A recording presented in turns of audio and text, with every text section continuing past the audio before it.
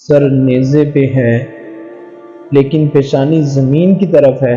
رکعت کے 2 سجدے ہوتے ہیں۔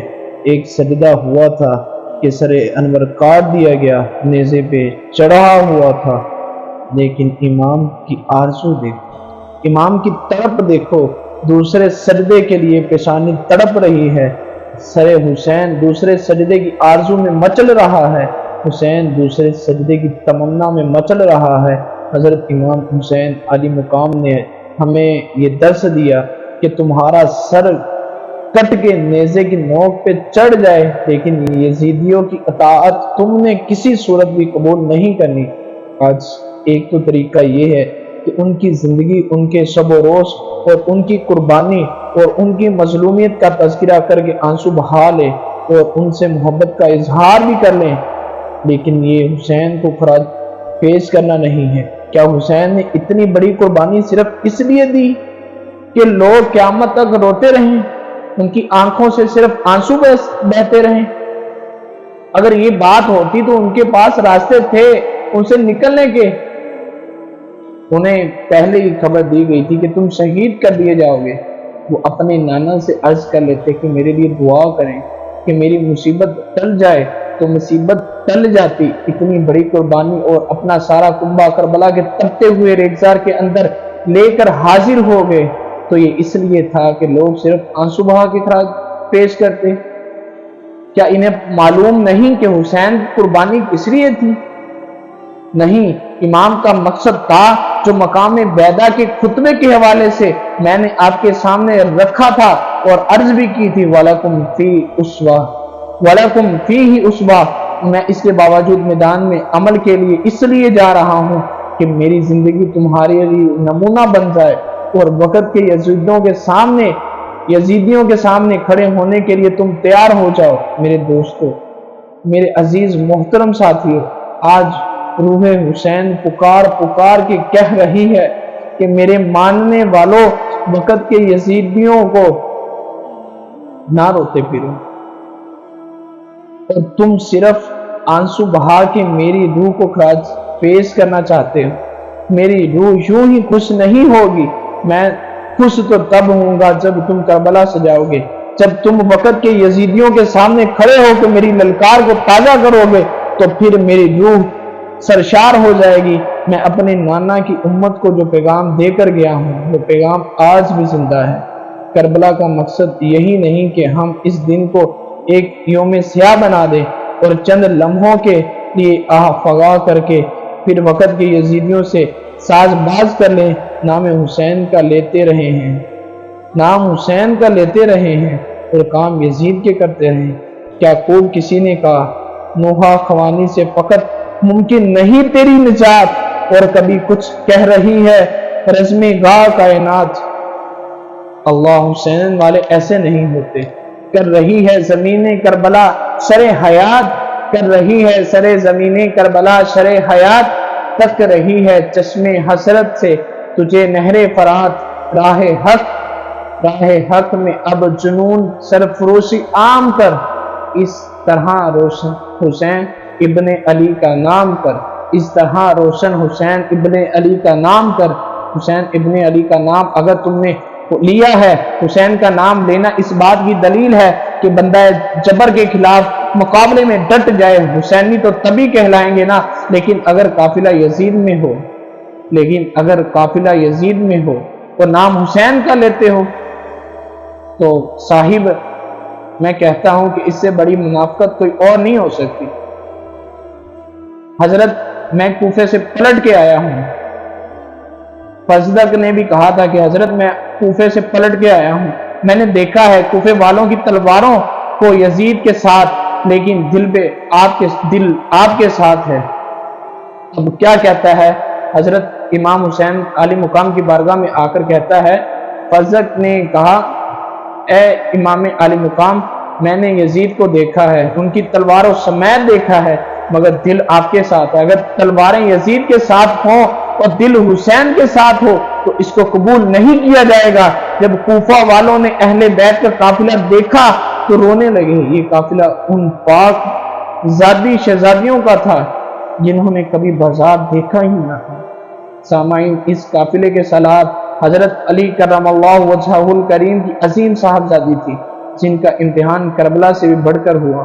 اور ہمارا سلام کو جناب سیدہ زینب سلام اللہ تعالی علیہ کو لوگوں کو ایک بات کہتا ہوں، حضرت امام حسین رضی اللہ تعالیٰ عنہ نے کربلا فتح کیا اور سیدہ زینب رضی اللہ تعالیٰ عنہ نے دمشق فتح کیا۔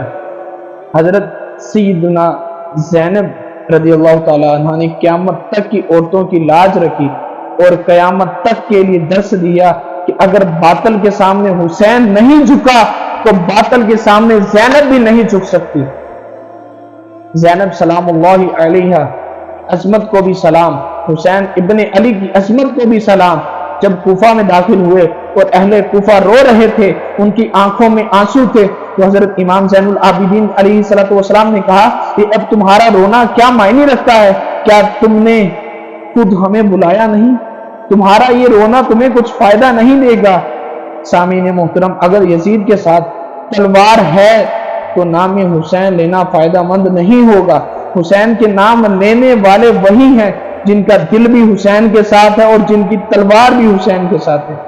آئیے وقت کی کربلا میں پھر حسین کا کردار ادا کریں۔ آج بھی گلی گلی یزید شرمشار ہے، یزید پلیت کو گالیاں دی جاتی ہیں، اس کا نام لینا تک کوئی گوارا نہیں سمجھتا۔